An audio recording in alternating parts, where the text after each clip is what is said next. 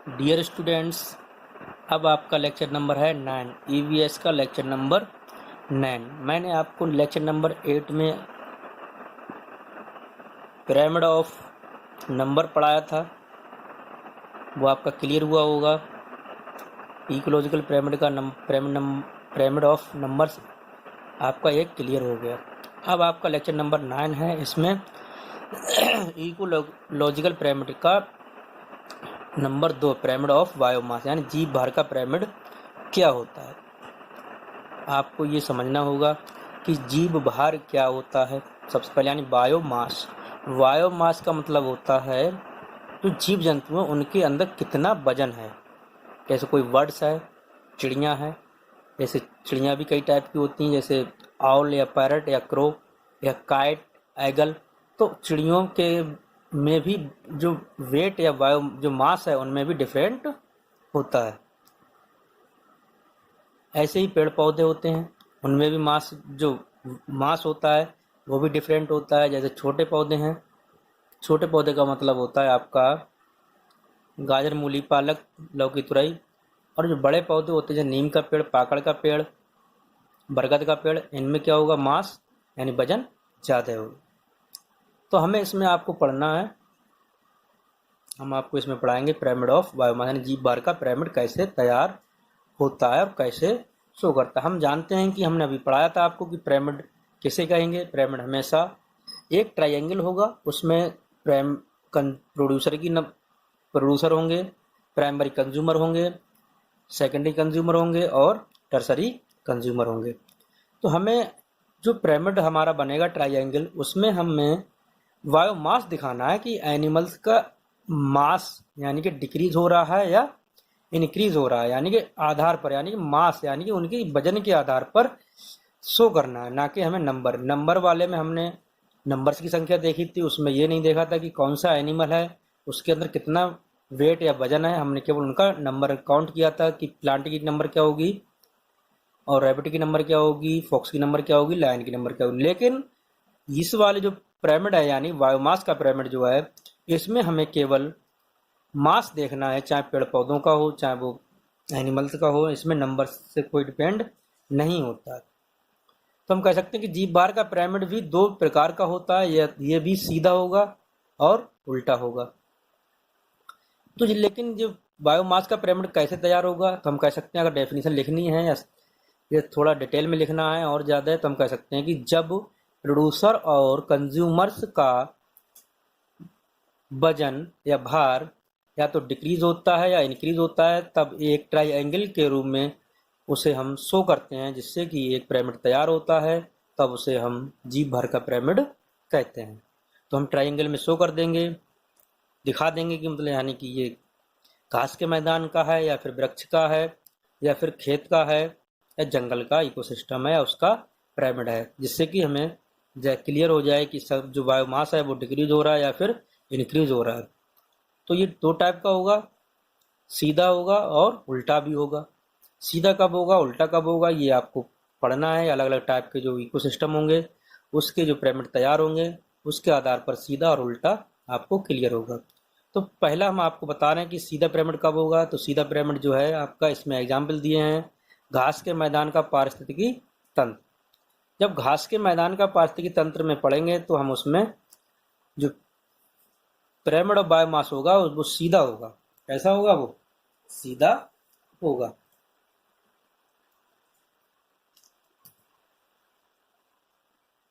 और example number 2 है, जैसे कि दिया है कि एक बड़े वृक्ष का जो इकोसिस्टम पढ़ेंगे तो उसका भी क्या होगा, सीधा होगा। लेकिन जो उल्टा जो पिरामिड होगा वो तालाब का होगा। किसका, जो बायोमास वो होगा, किसका होगा, उल्टा पिरामिड जो होगा वो तालाब का होगा। तालाब का जो इकोसिस्टम पढ़ेंगे, पॉन्ड ऑफ इकोसिस्टम पढ़ा था हमने, वो बायोमास की अगर बात करता है तो उसका उल्टा होगा। यानी बायोमास की संख्या जो होगी वो, सॉरी, बायोमास का जो वेट होगा या एनिमल्स का वेट होगा वो उल्टा होगा, डिक्रीज होगा। देखिए जैसे कि आपको मैं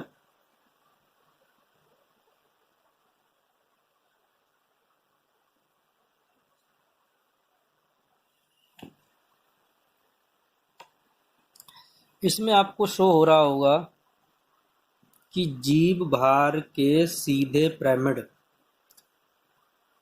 जी है, चित्र लिखा है इसमें 38.40 जीव भार के सीधे पिरामिड। तो दो सीधे पिरामिड होंगे, कौन सा होगा? हम आपको नंबर ए पे चलते हैं लेके, ये सीधे पिरामिड। हमें इसमें क्या देखना है कि उनका जो वेट है वो कैसे डिक्रीज हो रहा है। देखिए, डिक्रीज इन बायोमास, क्या है? Decrease in biomass. A number है, ये घास का है, इसका है, घास का इकोसिस्टम है। तो इसमें जो प्लांट हैं, प्रोड्यूसर हैं, आपको दिख रहे हैं नीचे वाले लाइन में प्रोड्यूसर, उनका जो बायोमास है वो क्या होगा? ज़्यादा होगा। प्लांट ज़्यादा है, ज़्यादा जगह में है, तो उनका जो बायोमास है, उनके अंदर जो वजन है वो इकट्ठा किया जाएगा तो ज़्यादा होगा। घास का मैदान है, घास के मैदान में उसका वजन ज़्यादा होगा, लेकिन डिक्रीज हुआ क्या? Primary consumer, primary consumer primary consumer की संख्या क्या होगी? कम होगी। जैसे इसके अंदर आपने देखा भी है कि नंबर कितना है? 2 है। कितना है? नंबर कम है और वेट भी कम है। नंबर भी कम और वेट भी कम। किससे कम? प्रोड्यूसर से इनका जो बायोमास है वो कम है। देखिए, कम है, क्यों? जगह ज़्यादा है तो प्लांट का वेट भी ज़्यादा होगा, पेड़ पौधों का वजन भी ज़्यादा होगा। जो प्राइमरी जो मतलब कंज्यूमर्स हैं, इन्हें हर्बीवोरस कहते हैं। क्यों क्यों कहते हैं हर्बीवोरस? हर्बीवोरस समझ लीजिए, कभी कभी पॉइंट पूछ लेता है कि हर्बीवोरस क्या होते हैं, कार्निवोरस क्या होते हैं। तो हर्बीवोरस का मतलब होता है जो एनिमल्स हर्ब यानी कि पेड़ पौधों को खाते हैं, उसे हर्बीवोरस कहते हैं। कार्निवोरस का मतलब होता है जो एनिमल्स जानवरों को खाते हैं, उसे हर्बीवोरस कहते हैं, कार्निवोरस कहते हैं। क्या कहते हैं उसे? कार्निवोरस। तो आपका इसमें डिक्रीज इन बायोमास है, प्लांट का जो बायोमास है ज़्यादा है, उससे प्राइमरी कंज्यूमर है, यानी कि जो इसमें आपको दिखा रही है कि काव वगैरह है, गोट है, यानी कि जो बायोमास होगा डिक्रीज हुआ, कम हुआ। उसके बाद आपकी फॉक्स है यानी लोमड़ी है। लोमड़ी क्या करेगी? काव या गोट को खाएगी, तो उनका जो बायोमास होगा प्राइमरी कंज्यूमर से सेकेंडरी कंज्यूमर वालों का वो कम होगा। कम दिख भी रहा है कि इनकी जो ये दो हैं ज़्यादा होंगे, लेकिन वो एक है वो कम होगा, लेकिन इससे हल्की भी है, देखिएगा। तो ये बायोमास डिक्रीज हो रहा है, और इससे भी मतलब यानी कि डिक्रीज हुआ लैंड, यानी कि शेयर। तो शेयर जो है, संख्या हम जानते हैं, संख्या भी कम होगी तो वेट भी उनका जो बायोमास कम होगा। तो हम कह सकते हैं कि घास का मैदान का जो इकोसिस्टम है वो हमेशा क्या होगा? सीधा होगा। कैसा होगा? सीधा। तो घास के मैदान का जो इकोसिस्टम है वो pyramid of number, pyramid of biomass हमेशा सीधा होगा। दूसरा है आपका बी। बी देखिए,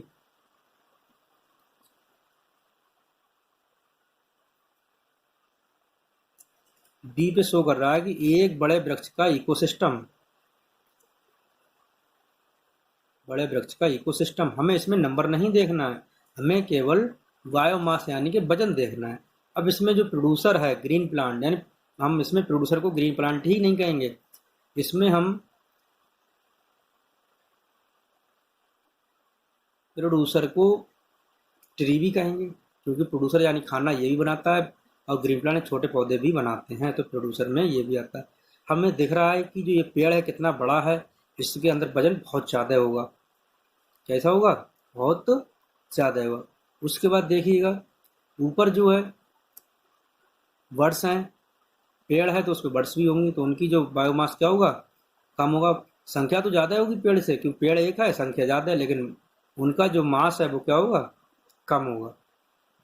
मास क्या होगा? कम होगा।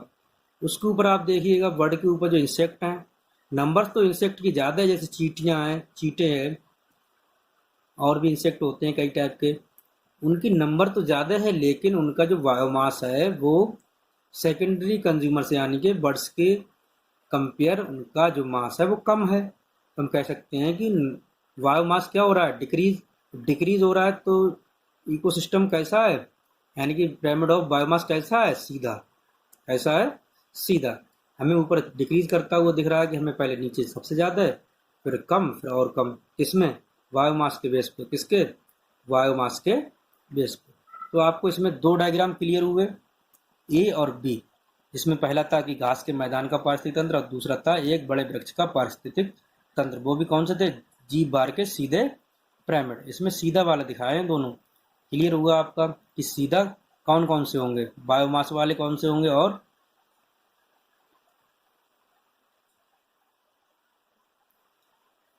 अब इस एक डायग्राम और है आपका, ये उल्टा है, आपको दिख भी रहा है कि एक तालाब के पारिस्थितिक तंत्र के जीव भार का उल्टा पिरामिड, यानी ऊपर की ओर जीव संख्या कम होती है परंतु जीव भार अधिक होता है। उल्टा है, क्या है ये? उल्टा है, आपको दिख भी रहा है। वो ट्रायंगल सीधा है और ये उल्टा। तो इसमें जो क्या है, जो फिश है नीचे वाले नंबर्स तो ज्यादा है, लेकिन इनका जो मास है वो क्या है? तालाब है। तालाब में छोटे छोटे होंगे, उनकी जो संख्या तो ज्यादा होगी, लेकिन उनका जो वजन होगा वो क्या होगा? इमेज कीजिए तालाब को अपने, आप सोचिए कि तालाब है, उसके अंदर छोटे छोटे इंसेक्ट हैं, उनका जो नंबर तो ज़्यादा है, लेकिन उनका जो मास, यानी कि एक बार इसका स्क्रीनशॉट क्लियर हो जाए तभी ले लेना, कैमरा थोड़ा डिस्टर्ब कर रहा है।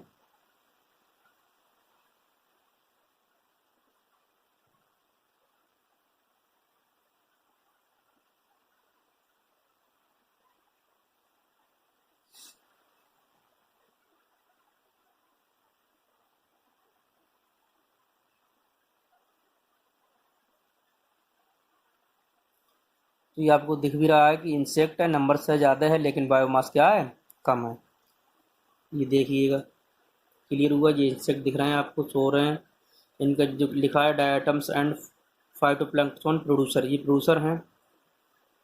क्या है? ये प्रोड्यूसर हैं, लेकिन इसमें लिखा है कि इंक्रीज इन बायोमास। क्या है? बायोमास बढ़ रहा है लेकिन नंबर डिक्रीज हो रहा है। तो हमें इसमें केवल, हमने पहले ही बता चुके हैं कि हमें इसमें पढ़ना क्या है कि पिरामिड ऑफ बायोमास। क्या पढ़ना है? Pyramid of biomass. तो नंबर तो बढ़ा, नंबर नीचे ज़्यादा है, लेकिन जो मास है उनका बहुत कम है। उससे ज़्यादा है, उससे जो बड़ी मछलियाँ हैं, हर्बीवोरस फिशेस कहते हैं, जैसे प्राइमरी कंज्यूमर, यानी कि जो छोटी मछलियाँ हैं इंसेक्ट से, वो क्या करेंगे? इन्हें खाएंगी। तो इनका जो, इनसे ज़्यादा ऊपर वाले का जो सेकंड नंबर पे है, उनका मास ज़्यादा होगा। फिर जो लार्ज जो कार्निवोरस फिश हैं, सेकेंडरी जिसे कंज्यूमर कह रहे हैं, टॉप में जो टू दिखाई दे रही है फिश, ये बड़ी हैं, नंबर तो कम है, लेकिन हमें क्या पढ़ना है कि बायोमास। क्या पढ़ना है? बायोमास। तो इसमें जो इनका जो मास है वो हमें सबसे ऊपर जो है ज़्यादा दिखाई दे रहा है, यानी कि टर्सरी कंज्यूमर हैं, उनका मास ज़्यादा है। तो ये कैसा बना? इंक्रीज इन बायोमास हो रहा है, उल्टा है। कैसा है?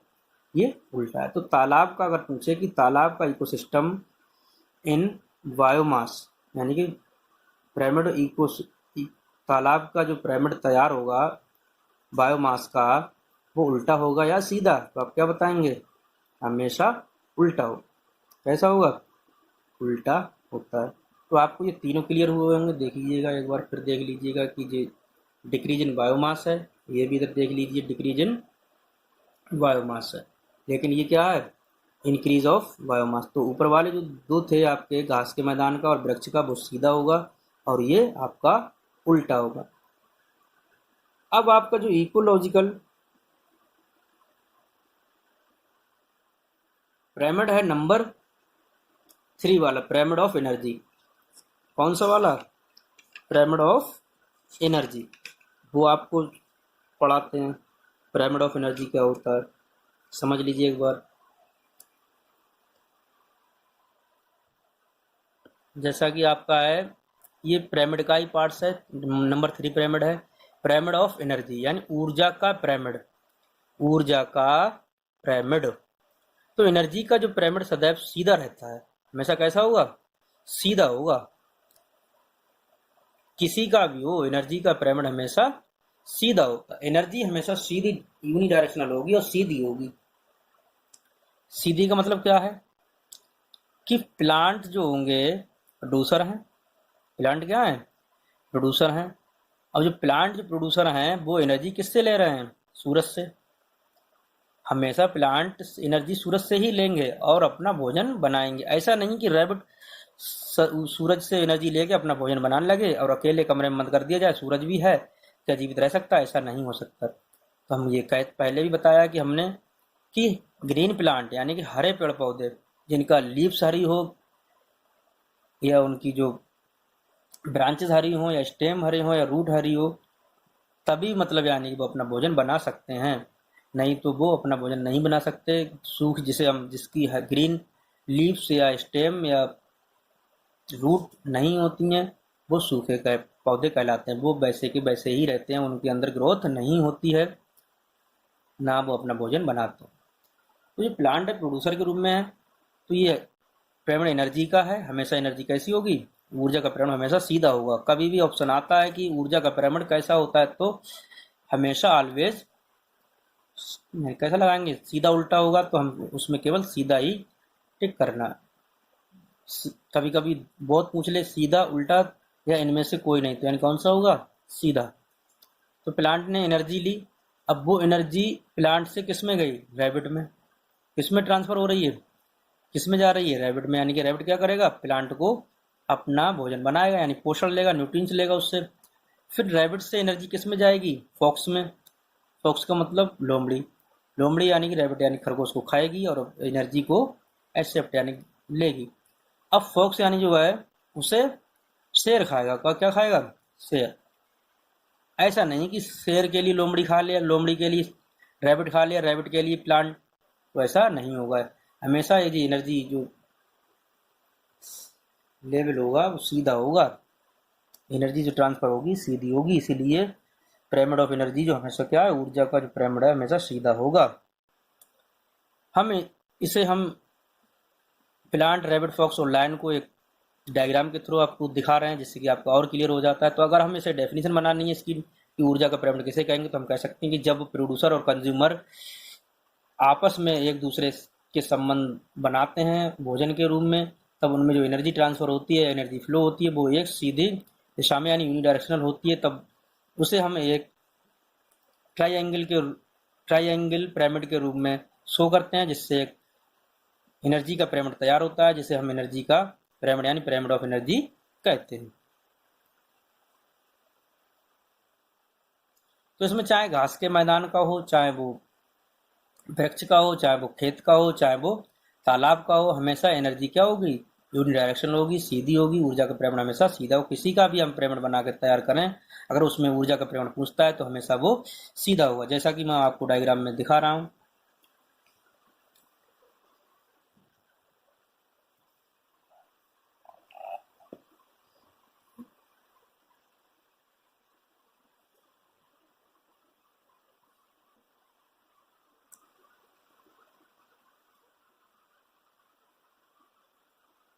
जैसा कि ये लिखा हुआ है कि ऊर्जा के सीधे पिरामिड, जैसे घास के मैदान का पारिस्थितिक तंत्र, बी जलीय पारिस्थितिक तंत्र यानी जल का, यानी हम तालाब कह सकते हैं, यानी कि छोटा या रिवर भी कह सकते हैं। तो इसमें पहला ए वाला क्लियर कर लीजिए। जैसा कि देखिए, 1 मिनट अभी क्लियर होगा, बिल्कुल क्लियर होगा डियर स्टूडेंट, परेशान ना हो। जैसे ए वाला है, जैसे यानी नंबर 1 है। जैसा कि आपको दिख रहा है कि जो ऊपर जो सन है, क्या है? सन है, सूरज। सूरज से जो सोलर एनर्जी आ रही है वो किस में आ रही है? कौन ले रहा है उसे? Green plant. कौन ले रहा है? Green plant.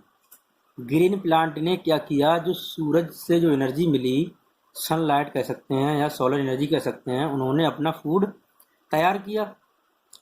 फूड तैयार किया, उनकी ग्रोथ हुई। ग्रोथ होने के बाद उसके अंदर एनर्जी हुई। ग्रोथ होगी, उनके अंदर एनर्जी होगी। अब वो एनर्जी जो है, एक घास के मैदान की बात हो रही है। घास के मैदान में क्या है? रैबिट है। रैबिट क्या करेंगे? उसको छोटे पेड़ पौधों को खाएंगे। क्यों खाएंगे? क्योंकि उन्हें क्या करना है?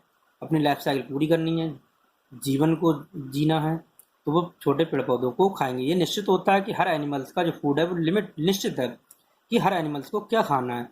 जैसे कि ह्यूमन है, उसका निश्चित है कि आप शाकाहारी हैं या कुछ सर्वाहारी। तो शाकाहारी सर्वाहारी ही हो सकता है, ऐसा नहीं हो सकता कि वो मांसाहारी हो ओनली। कोई भी ह्यूमन मतलब यानी कि ओनली मांसाहारी नहीं हो सकता।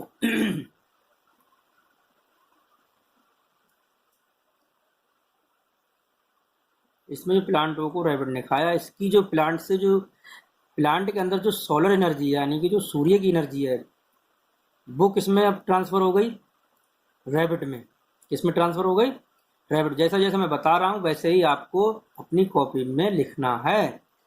ये डायग्राम बनाना है। डायग्राम में या आपको डायग्राम में ये एनिमल्स के डायग्राम नहीं बनाने हैं, आपको ये लिखना होगा प्लांट, रैबिट, फॉक्स और लायन, और शो करना होगा कि सोलर एनर्जी है, सूरज है।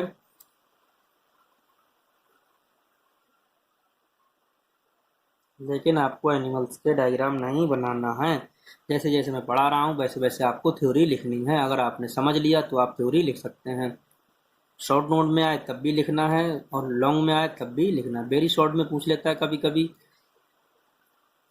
कि घास के मैदान का ऊर्जा का पिरामिड कैसा होता है, तो आपको हमेशा यही लिखना है।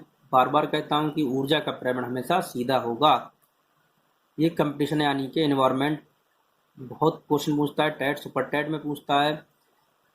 जीके का क्वेश्चन भी है कि ऊर्जा का पिरामिड कैसा होता है। ये जनरल मतलब साइंस में पूछ लेता है, कई बार ये क्वेश्चन आया हुआ है, तो इसे आप नोट के रूप में भी लिख लीजिए। कंपटीशन में वही क्वेश्चन आते हैं जो मतलब जिसमें कुछ लॉजिक होता है, जो थोड़ा हटके होते हैं, जो आप उन्हें छोड़ देते हैं, कहते हैं ये बहुत ही हार्ड है। लेकिन हमेशा कंपटीशन में जो हार्ड चीज़ होती है वही आती है।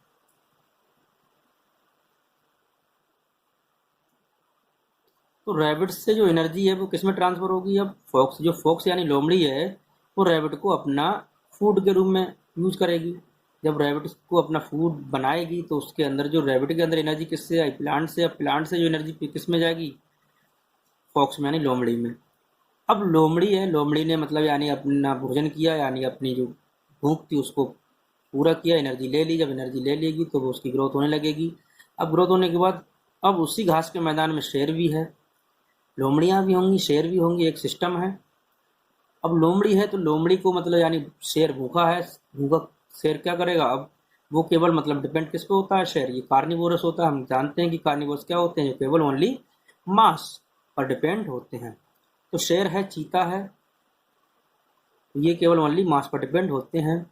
आपने कहावत सुनी होगी जैसे कि शेर भूखा मर सकता है लेकिन कभी घास नहीं खा सकता। तो वैसा ही आपने देखा भी, दिख भी रहा है कि जो शेर है किस पे डिपेंड है, दिख भी रहा है कि हमेशा ये फोक्स पे डिपेंड रहता है, या क्या किसी एनिमल जैसे काव है, गोट है, या और कोई एनिमल्स है जो मांस जो मतलब यानी इसकी लिमिट होती है कि किसे ये खा सकता है।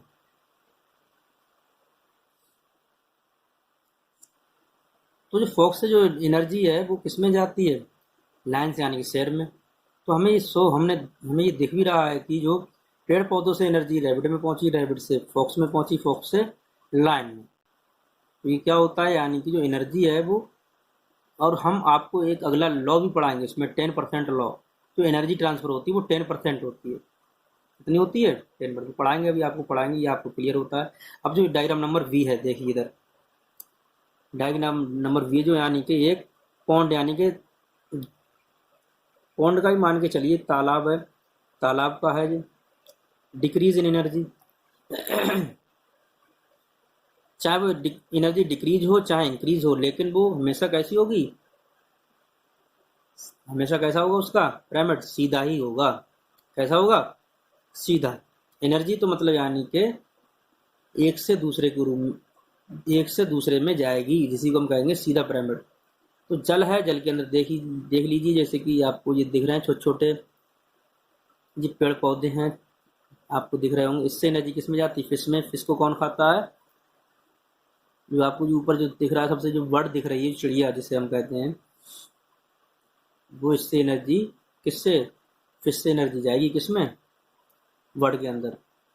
फिश होगी, वो छोटे छोटे इंसेक्ट दिख रहे हैं तालाब के अंदर होंगे, छोटे छोटे मतलब फिश क्या होती हैं, छोटे छोटे इंसेक्ट को खाती हैं। इंसेक्ट क्या करेंगे, जो छोटे छोटे पौधे होंगे उनके लिए खा लेते, वो अपना भोजन के रूप में लेते। तो आपका जो मतलब इकोलॉजिकल पिरामिड क्लियर हुआ, लेक्चर नंबर 7 और 8 में आपका क्लियर हो गया। जो आपको मैंने इसमें 2 पढ़ाए थे, कौन कौन से, pyramid of biomass, pyramid of energy, clear हुआ। अब मैं आपको थोड़ा सा एक छोटा सा क्वेश्चन है, short note, very very important है, जैसे 10% लॉ यानी कि प्रतिशत लॉ। अभी मैं दिखा पढ़ाता हूँ आपको।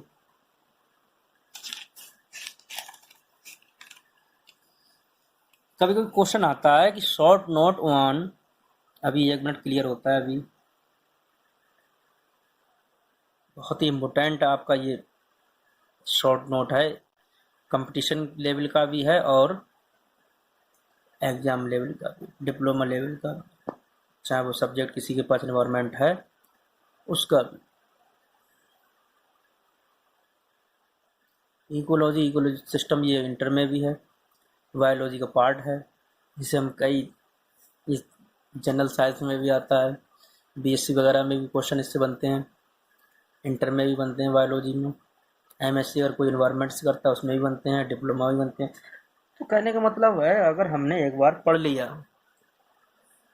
तो हमारा, अगर हमने समझ लिया अच्छे तरीके से, तो किसी में भी क्वेश्चन वो पूछ ले हम उसे लिख सकते हैं। 1 मिनट, डियर स्टूडेंट परेशान ना हो।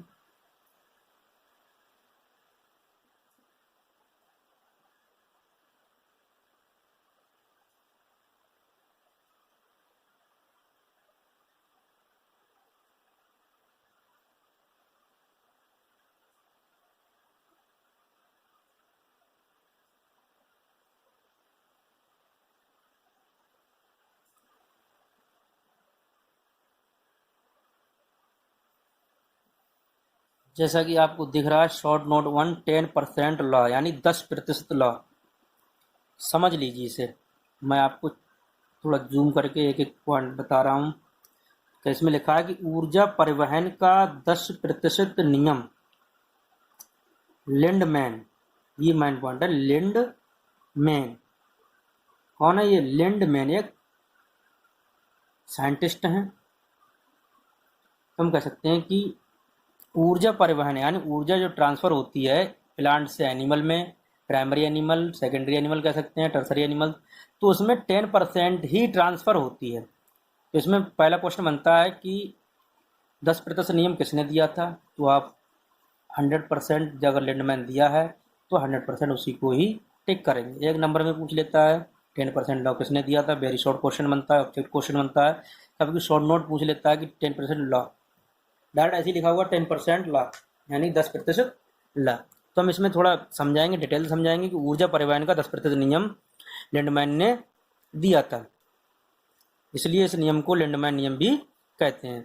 समझ लीजिए, इस नियम के अनुसार, इस नियम के अनुसार प्लांट से जो एनर्जी एनिमल्स में ट्रांसफ़र होगी वो 10% होगी, बाकी जो 90% जो एनर्जी है वो उसके जो रेस्पायरेशन होता है एनिमल्स में उसमें खर्च हो जाती है, जो डाइजेशन होता है उसमें एनर्जी खर्च हो जाती है, यानी कि नष्ट हो जाती है। तो केवल 10% जो एनर्जी है वो कंजर्व रहती है, कांस्टेंट रहती है, जो एक दूसरे में ट्रांसफ़र होती रहती है। बाकी 90% जो एनर्जी है वो रेस्पायरेशन यानी श्वसन, यानी कि सांस लेने में, सांस छोड़ने में खर्च हो जाती है। जो अब डाइजेशन होता है, जैसे हमने एनर्जी तो ले ली, उसे जो फूड तो ले लिया, लेकिन उसे उसे खर्च करने के लिए हम क्या करेंगे, उसे पाचन करने के लिए, डाइजेस्ट फूड के लिए डाइजेस्ट करने के लिए हम एनर्जी थोड़ी मतलब यानी खर्च करेंगे, तो उसमें 10% जो एनर्जी होगी वो खर्च हो जाती है। 90% एनर्जी डाइजेशन में, रेस्पिरेशन में और ग्रोथ करने में, रिप्रोडक्शन करने में खर्च हो जाती है, लेकिन जो 10% होती है एनर्जी वही आपकी कंजर्व रहती है, जिससे कि वो एक दूसरे में ट्रांसफ़र होती है। तो इसी को लिंडमैन ने 10% लॉ कहा था। आपका क्लियर हुआ कि 10% लॉ क्या होता है। कभी कभी यह पूछ लेता है कि 10% नियम, 10% नियम, आप समझेंगे कि ये मतलब यानी कि मैथ का क्वेश्चन है, लेकिन ये मैथ का क्वेश्चन नहीं नहीं है। ये किसका है? इकोलॉजिकल जो आपको यूनिट है उसका जो मतलब यानी शॉर्ट नोट है 10% लॉ, जो आपकी जो एनर्जी लेवल, जो यानी कि न्यूट्रिशन लेवल होता है, एनर्जी लेवल होता है, जो पिरामिड में जो ट्रांसफ़र होती है एनर्जी, उसी के बेस पे एक शॉर्ट नोट है आपका। जी बहुत very very important short note है, शॉर्ट नोट है, जो आप इसे अच्छी तरीके से तैयार कर लीजिए। आपकी जो यूनिट इकोलॉजी थी, आपकी जो इन्वायरमेंट में ईवीएस में, इन्वायरमेंटल स्टडीज़ में जो आपकी ईवीएस यूनिट थी, ये आपकी कंप्लीट होती है। इसमें मैं आपको क्लियर करता हूँ कि आपने क्या क्या पढ़ा।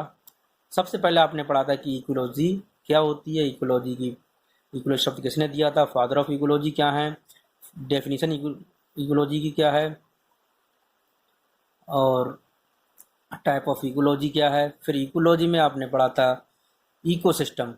इकोसिस्टम क्या होता है। फिर आपने इकोसिस्टम के बाद आपने फूड चेन पढ़ी थी। फूड चेन पढ़ने के बाद आपने फूड वेब पढ़ा था, यानी कि खाद्य जाल। फिर आपने इसमें पिरामिड पढ़े थे कि पिरामिड क्या होते हैं, इकोलॉजिकल पिरामिड क्या होते हैं। तो ये सारा पूरा इकोलॉजी एक यूनिट थी आपकी जो क्लियर हुई। तो यूनिट्स में डिवाइड, यूनिट्स का जो पार्ट था एक पिरामिड और 10% ला, वो भी आपको क्लियर हुआ। तो आपकी ये पूरी यूनिट लेक्चर 8 में वो 8-9 में क्लियर हो गई।